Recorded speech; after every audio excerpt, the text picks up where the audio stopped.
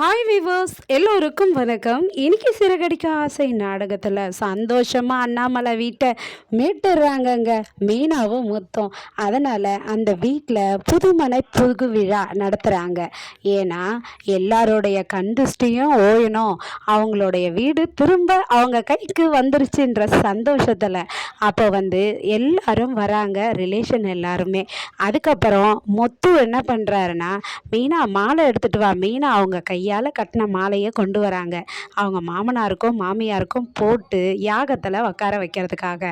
அப்போ முத்து அப்பா அம்மா நீங்கள் 2 பேரும் வாங்க உட்காருங்க அப்படின்னு சொல்கிறாரு. அதுக்கு அண்ணாமலை சொல்கிறாரு, விஜயா, இந்த வீட்டை கஷ்டப்பட்டு திரும்பவும் மீட்டு கொடுத்தது முத்துவும் மீனாவும் தான். அவங்க 2 பேரும் இதுக்காக ரொம்ப உழைச்சிருக்காங்க, ரொம்ப கஷ்டமும் பட்டிருக்காங்க. அதனால் அவங்களுக்கு நம்ம மரியாதை செய்யணும்ல, அதனால் இந்த மாலையை போட்டு அவங்க தான் உட்காரணும் இந்த யாகத்தில் அப்படின்னு சொல்லிட்டு அண்ணாமலை என்ன பண்ணுறாருன்னா, முத்துவையும் மீனாவையும் உட்கார வைக்கிறாரு.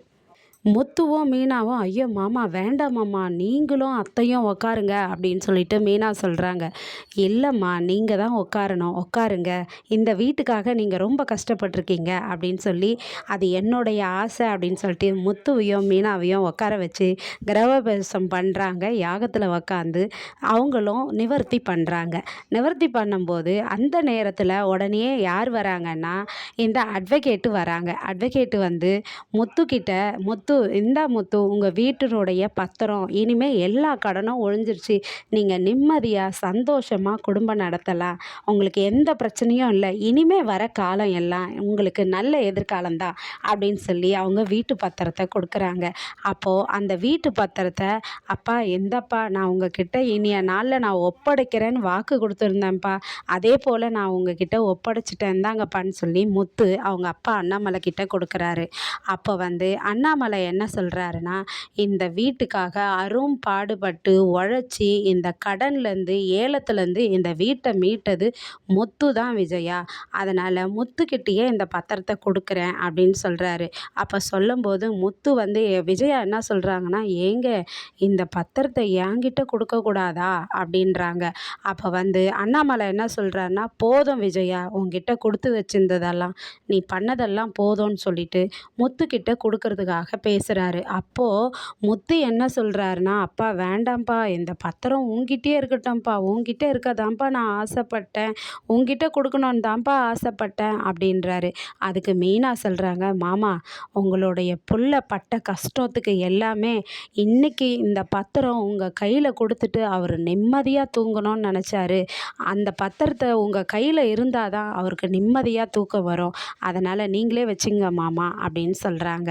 அதுக்கப்புறமா இந்த மனோஜ் ரொம்ப ஃபீல் பண்ணுறாருங்க. ஏன்னா ஃபங்க்ஷனுக்கு வந்தவங்க எல்லாருமே ஜோடி ஜோடியாக வந்தாங்க. அவங்க அம்மா கிட்ட சொல்கிறாரு, அம்மா நீயும் அப்பாவும் சேர்ந்துருந்தீங்க, முத்து மீனா இருந்தாங்க, ரவி ஸ்ருதி இருந்தாங்க, விஜயா அந்த சிவனை கூப்பிட்டு வந்திருந்தாங்க, எல்லாரும் ஜோடி ஜோடியாக வந்தாங்கம்மா, நான் மட்டும்தான் இன்னைக்கு தனியாக இருந்தேன்.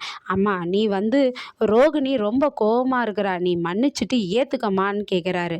என்னடா மனோஜ் நினைக்கிற, உன் முடிவை மாற்றிக்கோ, என்ன அவளை போய் நீ ஏற்றுக்கிறன்ற, அவள் எவ்வளோ செய்தா உனக்கு துரோகம், அவளெல்லாம் ஏற்றுக்க முடியாது அப்படின்னு சொல்கிறாங்க. அதுக்கப்புறம் மனோஜ் எடுத்து சொல்லி, அம்மா நீ அவளை ஆம்பளைக்கு அலையிறவன்லாம் பேசிட்டம்மா, அதனால் அவள் கோவமாக இருக்கிறாம்மா, நீ கோவத்தில் இருந்து சாரி கேட்டினா அவள் எனக்கும் டைவர்ஸ் கொடுத்துருவாள்ல, வேற ஒரு கல்யாணமாவது நான் பண்ணிப்பேன்ல அப்படின்றாரு மனோஜி. அதனால் என்ன பண்ணுறாங்கன்னா, விஜயா, மனோஜி ரோகிணிக்கு ஃபோனை போடு, நான் பேசுகிறேன், சாரி கேட்குறேன் அப்படின்னு சொல்லிட்டு ஃபோனை போட்டு சாரி கேட்குறேன்னு சொல்லிட்டு கண்ணா அப்படின்னான்னு ரோகிணியை திட்டுறாங்க. ஏய் வெக்கங்கெட்டவளே, உனக்கெல்லாம் எதுக்கடி சாரி, உனக்கு சாரி ஒரு கேடா, என் பிள்ளைய தான் நீ கல்யாணம் பண்ணி ஏமாத்தினியா, இல்லை வேற ஒருத்தவனெல்லாம் கல்யாணம் பண்ணி எவனையும் ஏமாத்திருக்கியா, உனக்கு என்னடி சாரி கிடக்குது, நான் உனக்கு சாரி கேட்கணுமாடி, செருப்பு பிஞ்சிரோண்டி, உன்னை எதால் தொட்டு அடிப்பேன்னு தெரியாது, நீ ஏமாற்றி என் பிள்ளைய கல்யாணம் பண்ணுவ, உன்னை நான் மன்னிச்சுட்டு நான் ஏற்றுக்கணுமா அப்படின்ட்டு கண்ணா பின்னான்னு ரோகிணியை திட்டுறாங்கங்க. ரோகிணி கோவமாகறாங்க. திங்கக்கிழமை கதையில் ரோகிணியோடைய முடிவு அதிரடி எப்படி இருக்கும்னு தொடர்ந்து பார்ப்போமா? நன்றி, பாய்.